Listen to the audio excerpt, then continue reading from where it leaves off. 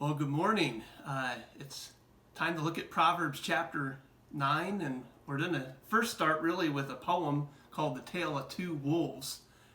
It's going to help us to understand chapter 9. There's a grandfather that talked to his grandson about two wolves, and he said these two wolves are there battling for your time, your attention.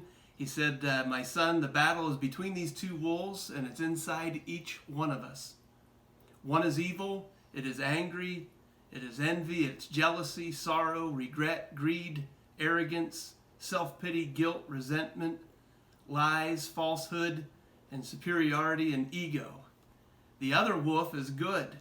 It is joy, peace, love, hope, humility, kindness, benevolence, empathy, generosity, truth, compassion, and faith. And the grandson asked his grandfather, well, which one is going to win? And the grandfather said, it's the wolf that you feed the most. And I think we need to consider that as we look at Proverbs chapter 9. For essentially, Proverbs chapter 9 is the last Proverbs before we get into all these nice pithy sayings starting in chapter 10. But it looks at wisdom. And it looks at the fact that wisdom is calling for each of us to come near. It's setting the table open. It's saying, come on in. I want to have you sit at my table, and I want you to hear my voice. But there's another voice that's out there on the street calling, and chapter 9 looks at that, and it's called folly. And it's saying, hey, you want to come over here. You want to check this out.